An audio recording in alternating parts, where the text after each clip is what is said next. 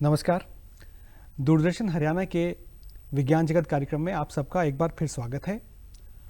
आज जिस विषय पर हम बात करेंगे वो है जेनेटिक्स यानी आनुवंशिकी और जेनेटिक इंजीनियरिंग। जैसा हम जानते हैं हमारे शरीर में बहुत सारे सेल्स हैं। पूरा शरीर इनफैक्ट हमारा सेल्स का बना हुआ है और सेल्स अपनी गतिविधि जो करते हैं वो डीएनए यानी डायऑक्सी राइबो न्यूक्लिक एसिड से करते हैं। और यदि diauxie ribo nucleic acid DNA जिसे कहा जाता है उसके यदि छोटे स्वरूप की बात करें तो वो होता है जीन्स। शरीर में सारे तंत्र में सारी प्रक्रियाएं जो होती हैं उसको यदि कोई चीज़ रेगुलेट करती है तो वो है हमारा डीएनए।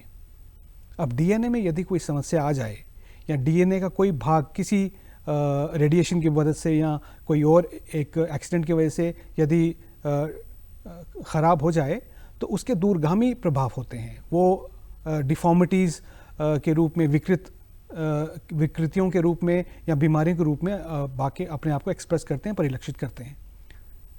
आज से 50 साल पहले जेनेटिक डिफॉर्मिटीज़ जो थी उनका कोई इलाज नहीं था। वो हमें एक्सेप्ट करनी पड़ती थी, चाहे वो जानवरों में हो, चाहे वो मनुष्यों में हो, चाहे वो प्राकृतिक जगत में हो। लेकिन आज ऐसा नहीं है। आज हम डीएनए के एक स्वरूप का नियंत्रण कर सकते हैं, डीएनए के स्वरूप को कुछ हद तक बदल सकते हैं। ये जो टेक्नोलॉजी है, जो साइंस जो डीएनए के स्वरूप को बदलने में सहायक है वो है जेनेटिक इंजीनियरिंग।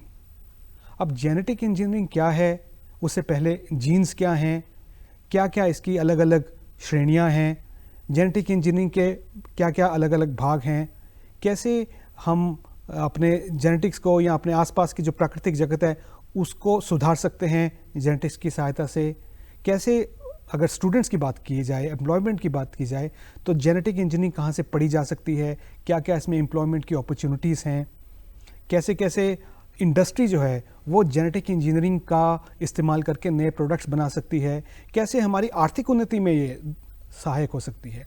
इन सब विषयों पर आज हम बात करेंगे। और बात करने के लिए आज हमारे साथ हैं प्रोफेसर पूर्णानंद गुप्त शर्मा। प्रोफेसर पूर्णानंद गुप्त शर्मा एक विख्यात जेनेसिस्ट हैं। आपने bits Pilani, CCMB Hyderabad, JNU और कैम्ब्रिज यूनिवर्सिटी इंग्लैंड से अपनी शिक्षा प्राप्त की है। इसके साथ ही बहुत सारे अंतर्राष्ट्रीय एवं राष्ट्रीय ख्याति प्राप्त प्रकाशनों में आपके 70 से अधिक रिसर्च पेपर इस्टेब्लिश पब्लिश हो चुके हैं। इतना ही नहीं, प्रोफेसर गुप्त शर्मा एक इनोवेटर और एक मेंटर भी हैं। वर्तमान में आप डीन फैकल्टी अफेयर्स INSR में कार्यरत हैं। सर, आपका एक बार फिर हमारे स्टूडियो में स्वागत है। धन्यवाद। सबसे पहले तो मैं आपसे ये जानना चाहूँगा कि जो बड़ा मूलभूत प्रश्न है कि जेनेटिक्स में जीन्स क्या हैं और जेनेटिक इंजीनियरिंग क्या है। मैं शुरू करता हूँ पहले ये कहकर के मैं जो करता हूँ उसको कहते हैं मॉलिक्यूलर बायोलॉजी।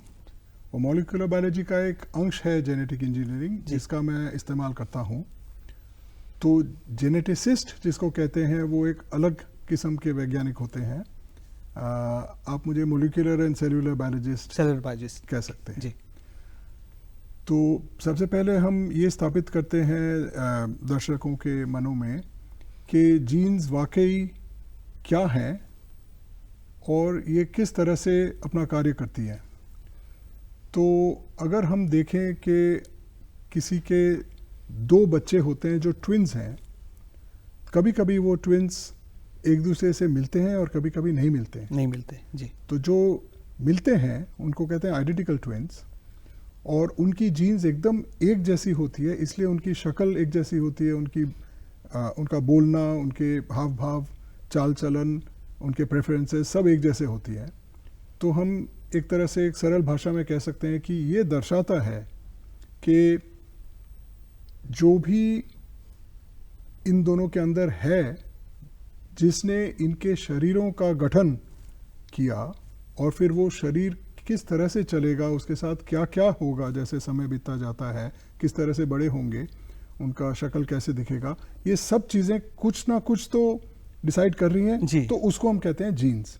तो बहुत शताब्दियों तक पता था कि कुछ ना कुछ तो है, पर पिछले शताब्दी में ये आविष्कार हुआ कि ये जीन्स का जो फिजिकल रूप है ये एक टेप की तरह है। जैसे आपके स्टूडियो में ऑडियो टेप्स या वीडियो टेप्स होते हैं, मैग्नेटिक टेप्स, जिसमें एक लंबे से टेप पर अलग अलग अंशों में कहीं गाना, कहीं कोई और कार्यक्रम रिकॉर्ड किया जाता है। जी। तो उसी तरह से एक क्रोमोसोम बनता है जो डीऑक्सीराइबोन्यूक्लिक एसिड से बनता है, जिसके जो एक लंबा टेप की तरह है और जिसके अलग अलग अंशों में इंफॉर्मेशन प्रेजेंट है। प्रोटीन्स बनाने के लिए पहले एक चीज़ बनती है जिसको कहते हैं मैसेंजर आरएनए, और दर्शकों में से बहुतों ने सुना होगा इसके बारे में जिन्होंने विज्ञान पढ़ा है 11वीं या 12वीं में। तो पहले बनता है मैसेंजर आरएनए और फिर वो मैसेंजर आरएनए कई और तरह के आरएनए के साथ, राइबोसोम नाम के एक मशीनरी के साथ प्रोटीन्स बनाता है। और ये प्रोटीन्स फिर एक आकार अडॉप्ट करती हैं जिसके तहत वो जाके आगे कोई कार्य करती है शरीर में, कोशिकाओं के अंदर और कोशिकाओं के बाहर। तो जीन्स मूल तौर पे इंफॉर्मेशन कैरी करती है कि प्रोटीन्स क्या बनेंगी, उनके क्या लक्षण होंगे, वो कहाँ बनेंगे, शरीर के किस भाग में बनेंगे, कब बनेंगे, कितने मात्रा में बनेंगे। ये जीन्स का जो है असली काम है जी। इसके अलावा भी पिछले कई दशकों में आविष्कार हुआ है कि कुछ अलग तरीके के आरएनए बनते हैं, छोटे आरएनए और लंबे आरएनए, जो प्रोटीन्स को कोड नहीं करती है जी। वो भी कुछ अलग काम करती हैं। तो वो भी एक तरह का जीन का ही इफेक्ट है। जी, मैं आपसे यहाँ ये जानना चाहूँगा कि जेनेटिक्स या genetic engineering as a science ये कब इस्टेब्लिश हुई, कहाँ इस्टेब्लिश हुई, और जेनेटिक इंजीनियरिंग ने वाकई एक इंडिपेंडेंट स्ट्रीम ऑफ रिसर्च कब निर्धारित हुई? जी, तो लगभग 50s के एंड में और 60s में जीन क्या है ये इंसान को समझ आने लगा। और 1970s में जीन्स में फेरबदल करने के लिए जो टेक्निक्स हैं, जेनेटिक इंजीनियरिंग के टेक्निक्स, जिससे जीन्स को इंजीनियर किया जा सकता है, ये 1970s में पहली बार आविष्कार हुई। कुछ एंजाइम्स आविष्कार हुए जिससे हम ये लंबे टेप को काट छाट करके अपने मन के माफिक उसको हम अदल बदल अरेंज कर सकते थे। तो ये जेनेटिक इंजीनियरिंग का शुरुआत था जी। फिर उसके बाद 80s 90s में एक रेवोल्यूशन आया, एक तकनीक का आविष्कार हुआ जिसको कहते हैं पॉलीमरेज चेन रिएक्शन, जिससे हम डीएनए को एम्पलीफाई करना मतलब हमें आया कि हम डीएनए के जितने चाहे कॉपीज बना सकते हैं through the polymerase chain reaction, जिसको कहते हैं पीसीआर। ये पीसीआर कोविड के समय मैं भी वही कह रहा था कि पीसीआर एक आजकल हम देख रहे हैं कि बहुत सारे स्थानीय लोग, साधारण लोग जो हैं वो पीसीआर शब्द से बड़े फेमिलियर हैं। क्योंकि शायद ये जो हमारी टेस्ट जो होते थे, वायरस के लिए जो टेस्ट होते थे, उसमें टेक्निक यूज की जाती है। उसमें एक टेक्निक यूज होता था जिसको कहते हैं reverse transcription real time PCR, जिसमें हम देखते थे कि जो वायरस है उसके जो जीन्स हैं वो डीएनए नहीं आरएनए के रूप में होते हैं। तो वो आरएनए से डीएनए बना के वो डीएनए को एम्पलीफाई करके बाय पीसीआर फिर हम देखते थे कि अच्छा ये वायरस हमारे अंदर है कि नहीं। तो आरटीपीसीआर जो टेस्ट था वो उसी का था। पर PCR played a big role genetic engineering में। पीसीआर से ये डीएनए के अंदर जो पार्ट्स होते हैं जिसको कहते हैं न्यूक्लियोटाइड्स, और बहुत लोगों ने पढ़ा होगा ए, टी, जी और सी, जिसको कहते हैं बेसिस, नाइट्रोजनस बेसिस। तो उनका भी फेरबदल हम पीसीआर के चलते कर सकते हैं।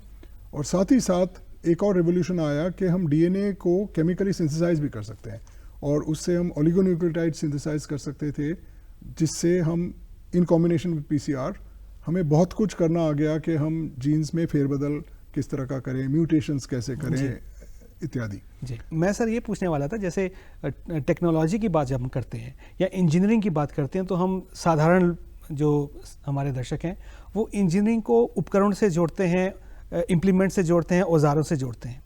तो जेनेटिक लेवल पर भी बहुत सारे औजार जो हैं वो प्रयोग होते हैं। और जैसा अभी आप कह रहे थे कि क्रिस्पर की बहुत हम बात सुनते हैं कि क्रिस्पर टेक्नोलॉजी जो है बड़ी कटिंग एज रेवोल्यूशनरी टेक्नोलॉजी है और जेनेटिक्स में इसका बड़ा एक रोल अब डेवलप हो रहा है। तो वही मैं आपसे जानना चाह रहा था कि क्रिस्पर क्या है। जी, तो बड़े ही सरल शब्दों में ये एक टेक्नोलॉजी है जिसमें हम कुछ न्यूक्लियोटाइड्स सिंथेसाइज करके जी और फिर कुछ एंजाइम्स यूज़ करके हम जब चाहें जहाँ चाहें एक जाना हुआ टेप ऑफ डीएनए के अंदर कोई और पीस ऑफ डीएनए कहीं से उठा के या अलग से बना के कहीं भी घुसा सकते हैं, जोड़ सकते हैं। तो जेनेटिक इंजीनियरिंग का जो लेटेस्ट रेवोल्यूशन है, जिसके लिए कुछ साल पहले नोबेल प्राइज भी दिया गया था, वो ये क्रिस्पर कैस के लिए है, जिससे हम अब जब डीएनए का जो टेप देखते हैं उसमें अगर हमें मन किया कि यहाँ पे ये चेंज करना है, वहाँ पे वो चेंज करना है, हम पहले जो जेनेटिक इंजीनियरिंग करते थे वो डीएनए को निकाल के एक और छोटा पीस ऑफ डीएनए बनाते थे, प्लाज्मिड या मिनी क्रोमोसोम, उसके अंदर हम फेरबदल करते थे। पर जो मेन क्रोमोसोम है उसमें हम फेरबदल नहीं कर सकते थे। कर सकते थे, एक टेक्निक था जिसका नाम था होमोलॉगस रिकॉम्बिनेशन, पर वो बहुत ही इनएफिशिएंट था और वो हमेशा नहीं किया जा सकता था। पर क्रिस्पर कैस से क्या हुआ है कि हम जब चाहें जहाँ चाहें फेरबदल कर सकते हैं। पर एक बात मैं यहाँ पे कहना चाहता हूँ चेतावनी के तौर पे कि कुछ करना आना एक अलग चीज़ है और हम जो कर रहे हैं वो कितना समझ के कर रहे हैं वो कोई और चीज़ है। और जो कर रहे हैं अगर वो समझ में भी है हमें, तो इसके जो परिणाम क्या होंगे, अंजाम क्या होंगे, वो समझना या पहले से देख पाना, ये कोई और तीसरी चीज़ है। जी जी। तो जेनेटिक इंजीनियरिंग के ये तीनों पहलू हैं।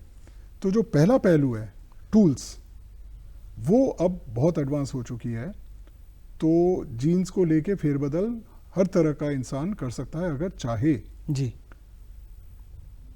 पर इसके परिणाम ज़्यादातर अभी तक हम पूरी तरह से प्रेडिक्ट नहीं कर सकते हैं और जो हम करते हैं उसकी अंडरस्टैंडिंग भी हमारी पूरी नहीं है, क्योंकि हम सारा जो जिसको ये जीन्स का जो सारा जो संग्रहण है, इसको हम कहते हैं जीनोम। बहुत सारे क्रोमोसोम्स मिलकर एक जीनोम बनता है ना, दर्शकों ने पढ़ा होगा कि 23 पेयर्स ऑफ क्रोमोसोम्स होते हैं। तो ये जीनोम किस तरह से शरीर का नियंत्रण करता है, ये हम पूरी तरह से अभी समझते नहीं है। सर, यहाँ मैं थोड़ा आपको टोकना चाहूँगा। कुछ वर्ष पहले भारत में, पूरे विश्व में ये बात निकल के आई थी कि ह्यूमन जीनोम प्रोजेक्ट है वो सक्सेसफुल हो गया है। यानी ह्यूमन जीनोम जो है, हमारा जो डीएनए है पूरा का पूरा, उसको डिकोड कर लिया गया है, सारा उसको पता, साइंटिस्ट के पास सारी इन्फॉर्मेशन जा चुकी है। तो ये जो ह्यूमन जीनोम प्रोजेक्ट है जो हमने सक्सेसफुली पूरा किया, तो इसके क्या प्रभाव आगे होंगे, कैसे ये हमारे लिए, हमारे स्वास्थ्य के लिए, हमारे जीवन के लिए सहायक होगा? 2000 साल में जो हुआ था ह्यूमन जीनोम प्रोजेक्ट, वो ये था कि हमने ये सारी किताब की सीक्वेंस ऑफ लेटर्स, एक तरह से समरी, हमने समरी नहीं, सिर्फ सीक्वेंस ऑफ लेटर्स पढ़ ली। पर वो सीक्वेंस क्या समझाता है उसमें हमें 20-30% ही समझ था, बाकी समझ नहीं था। और अभी 25 साल बाद भी बहुत कुछ है जो हम नहीं समझते हैं जी। तो वो अभी भी समझ रहे हैं। अब फर्क ये आ गया है कि कोई 1000-2000 या शायद उससे भी ज़्यादा अलग अलग इंसानों की एक्चुअल जीनोम सीक्वेंस हो चुकी है। तो काफ़ी हद तक पता है कि ये डिफरेंसेस कहाँ पे होती है, पर अभी तक ये नहीं पता कि वो डिफरेंसेस का परिणाम क्या होता है। मैं सर यहाँ आपसे ये भी जानना चाहूँगा कि ह्यूमन जीनोम की एक तरह से डिकोडिफिकेशन हमने कर ली, अब कितना समय अभी साइंटिफिक फर्टर्निटी को और चाहिए कि हम पूरी इन्फॉर्मेशन उससे ले लें, ताकि कुछ आगे जाके वाकई कुछ ऐसा टेंजिबल, वाकई कुछ ठोस ऐसी चीज़ निकल के आए जिससे हमारी आयु हो सकता है 100 वर्ष हो सकता है हम कैंसर से बच जाएँ, हो सकता है हम डायबिटीज़ तरह की जो डिजीज़ हैं, इस तरह की जो डीजेनरेटिव डिजीज़ आजकल बड़ी कॉमन है, उनसे बच जाएं। तो कितना टाइमलाइन आप लेके चल रहे हैं कि ये वाकई जो ह्यूमन जीनोम प्रोजेक्ट हमने डीकोडिफाई किया है, उसके जो पॉजिटिव रिजल्ट्स आना शुरू होंगे? तो कुछ चीज़ों में तो पॉजिटिव रिजल्ट्स ऑलरेडी हैं और उनसे दवाइयाँ भी बन चुकी है और उसका इंसानों को फ़ायदा भी हो रहा है। जी, जैसे कुछ एग्जांपल यदि आप देना चाहें। जैसे हमें ये समझ में आया कि एंटीबॉडीज़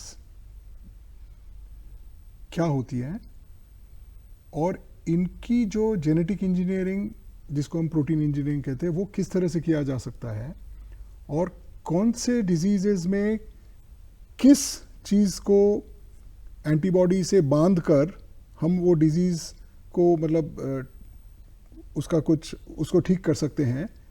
इसमें बहुत तरक्की हुआ है।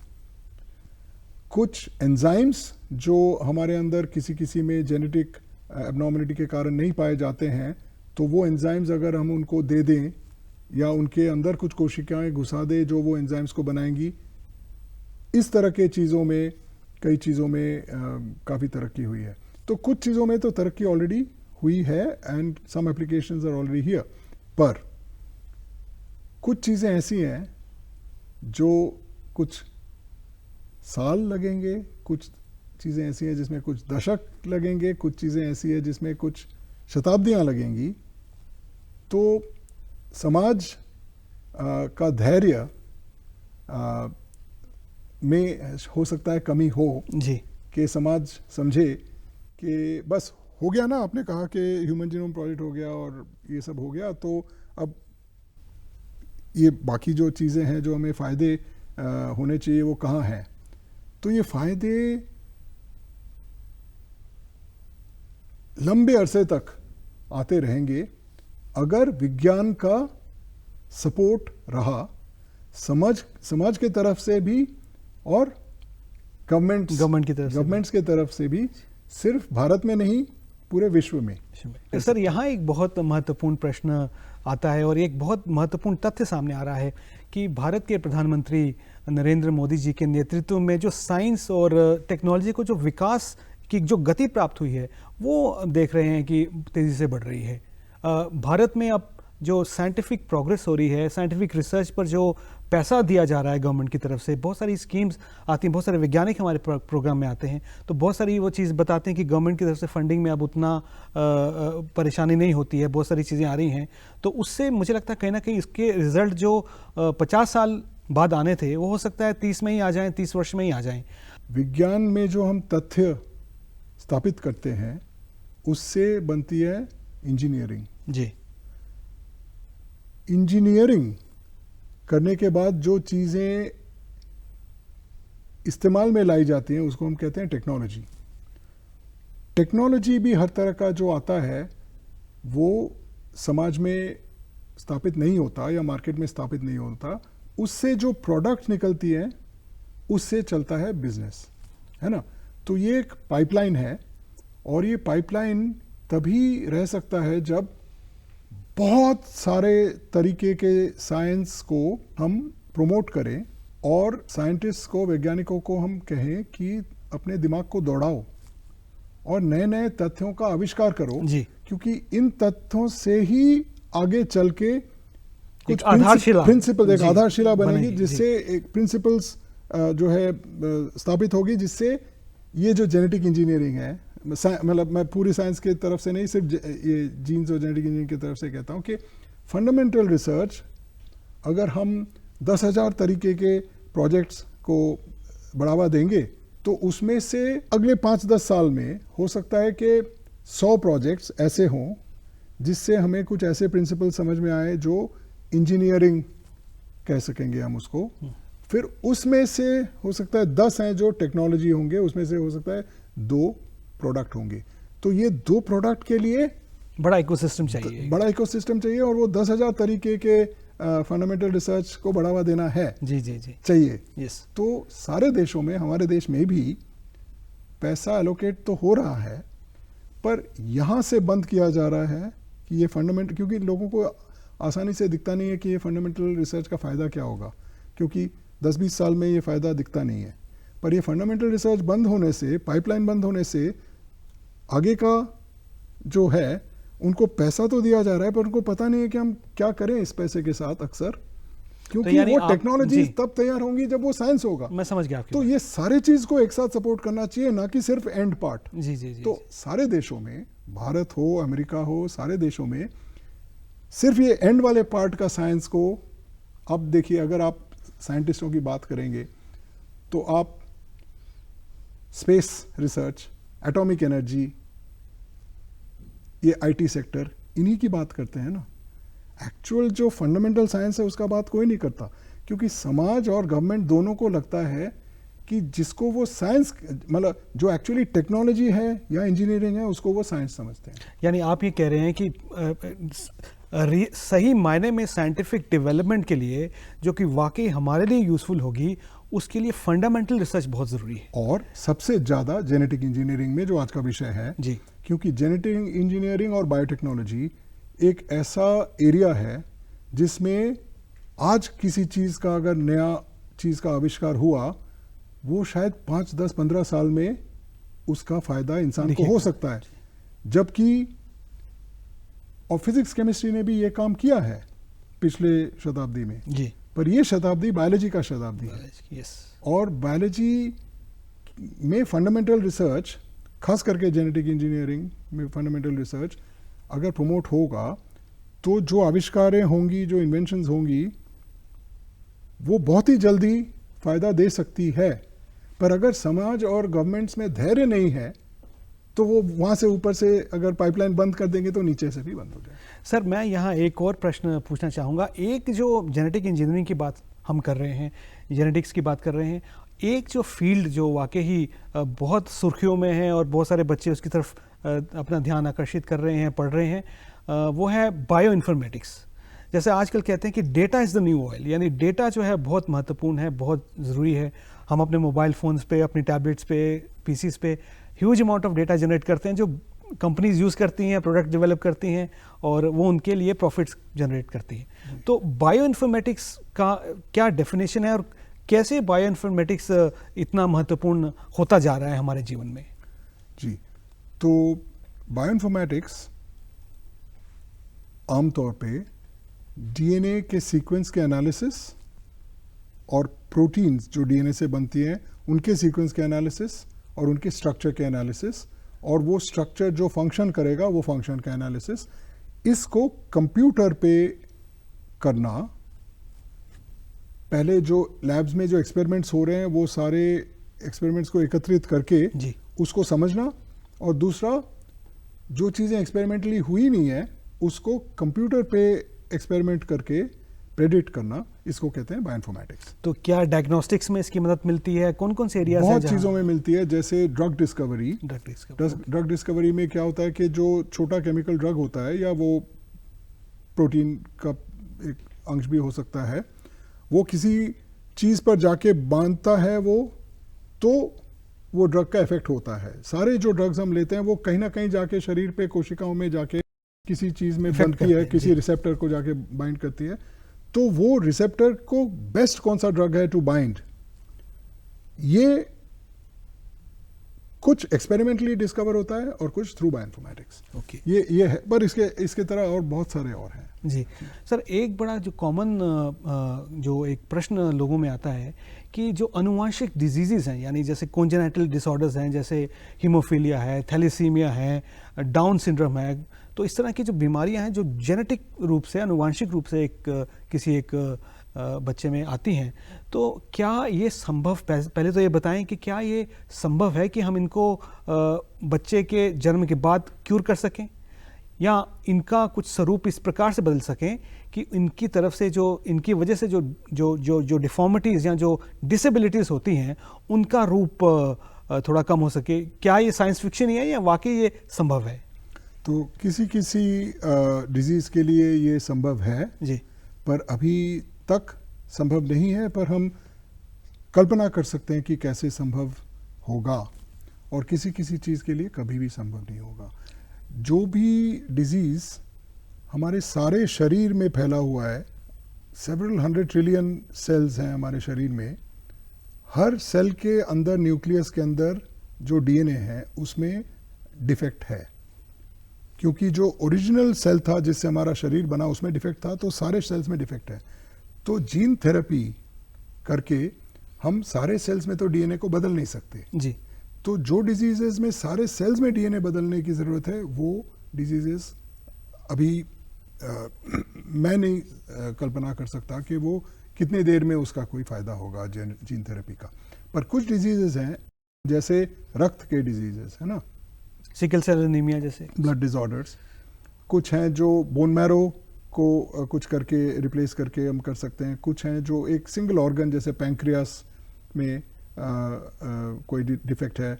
तो ये चीज़ें मुझे लगता है कि 20-30 सालों में इट विल बिकम पॉसिबल कि इन अ लिमिटेड वे हम सेल्स को बदल दें। हर सेल के अंदर जाके जीन को बदल के नहीं, पर एक तरह की कोशिका होती है जिसको कहते हैं स्टेम सेल्स, इसको लेके भी आजकल बहुत चर्चा होता है।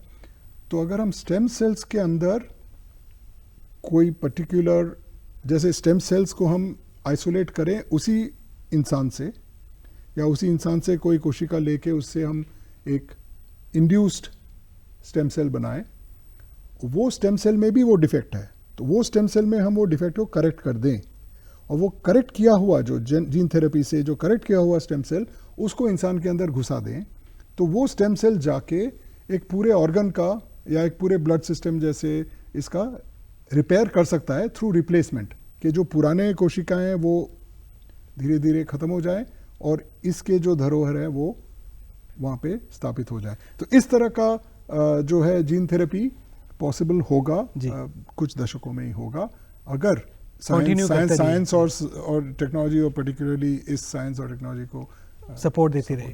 सर एक क्वेश्चन, बहुत सारे स्टूडेंट्स हैं, बहुत सारे साइंस के विद्यार्थी हैं जो हमारा ये कार्यक्रम देखते हैं और प्रश्न भी भेजते हैं। तो एक बड़ा ही यूनिक प्रश्न, बच्चों के प्रश्न साधारणतः बड़े क्यूरियोसिटी से भरे हुए, उत्सुकता से भरे हुए होते हैं। तो एक प्रश्न एक बच्चे ने भेजा है कि पर्यावरण का जो एनवायरमेंटल डिग्रेडेशन है, प्रदूषण है, जो वो एक बहुत बड़ी समस्या है, और अगर हम उसका निदान करना चाहें तो ज़्यादा से ज़्यादा ट्री लगाएं। प्रधानमंत्री मोदी जी ने भी एक पेड़ माँ के नाम का एक बहुत राष्ट्रीय स्तर पर एक आंदोलन छेड़ा है जो कि सक्सेसफुल भी हो रहा है। तो बच्चे ये कई बार पूछते हैं कि एक ट्री है, जैसे पीपल का ही वृक्ष है या यूकेलिप्टस का वृक्ष है, तो उसको बढ़ने में बहुत समय लग जाता है। तो क्या ये संभव है कि जेनेटिक्स में बदलाव, उसकी जेनेटिक कॉन्स्टिट्यूशन में बदलाव करके जो एक पेड़ सपोज कीजिए 15 साल में बड़ा होता है, वो 5 साल में ही बड़ा हो जाए, उतना बड़ा हो जाए, तो इससे पर्यावरण का जो है वो ह्रास रुकेगा? तो इस तरह के प्रश्न बच्चे पूछते हैं। तो क्या ये संभव है, इस तरह की चीज़ें? अभी तक नहीं, पर इसका कल्पना किया जा सकता है जी, क्योंकि जो पेड़ों की जो ग्रोथ होती है, बढ़ोतरी होती है, उसमें जो पेड़ों के अंदर जो छोटे मॉलिक्यूल हार्मोन्स होते हैं, अलग अलग तरह के कुछ, किसी को ऑक्सीजन कहते हैं, किसी को कुछ और कहते हैं, तो ये जो प्रोड्यूस होती हैं वो पेड़ के अंदर ही होती है। तो थ्रू जेनेटिक इंजीनियरिंग जब हम इसको पूरी तरह से समझ लेंगे तो हाँ, इट विल बिकम पॉसिबल कि हम ऐसे पेड़ बनाएं जिसमें जल्दी से जल्दी पेड़ ग्रोथ फेज में आ जाए। हाँ, पार्टली हमारी जो अभी तक समझ है उसके आधार पर, और पार्टली हम ये देख के कि एक ही तरह के पेड़ कहीं बहुत जल्दी उग रहे हैं, कहीं नहीं उग रहे हैं, इसके क्या कारण है? क्या कारण पर्यावरण में है, मिट्टी में है, पानी में है, या कारण जीन्स में है? तो ये सब का जो है अध्ययन करने के बाद ये कंसीवेबल है। पर अगर आप मुझे पूछे कि किसी ने ये किया है कि नहीं अभी तक, मुझे नहीं लगता जी। पर जो क्रॉप एग्रीकल्चरिस्ट हैं वो हमेशा ही ढूंढ रहे हैं कि कौन से पेड़ थोड़ा जल्दी बढ़ेंगी और फल फूल देंगी, पर्यावरण के तरफ से नहीं, बट क्रॉप प्रोडक्शन के तरफ से। तो ये ऑलरेडी हो रहा है। जी। तो हमने देखा कि जो जेनेटिक इंजीनियरिंग है या जेनेटिक है, ये एक रिलेटिवली न्यू साइंस है, यानी इसको अभी वजूद में आए, इसको अस्तित्व में आए कुछ ही वर्ष हुए हैं, यानी कुछ दशक हुए हैं। इसमें संभावनाएं बहुत ज़्यादा हैं, लेकिन जाहिर सी बात है जहाँ संभावनाएं होती हैं वहाँ चैलेंजेस भी वैसे ही होते हैं। तो आज तो उसकी शायद प्रगति हमें ना दिखे, लेकिन हो सकता है आज से 20-30 साल बाद हम जेनेटिक इंजीनियरिंग को वाकई एक ऐसी साइंस के रूप में देखें जिसने वाकई मानवता की सही सेवा की है और मानवता को उसने आगे बढ़ाया है। तो ये बहुत अच्छा आज कार्यक्रम रहा। प्रोफेसर गुप्ता शर्मा, आप हमारे इस कार्यक्रम में आए और जेनेटिक्स के बारे में इतनी अच्छी और इंफॉर्मेशनल जानकारी आपने दी, इसके लिए आपका बहुत बहुत धन्यवाद। धन्यवाद।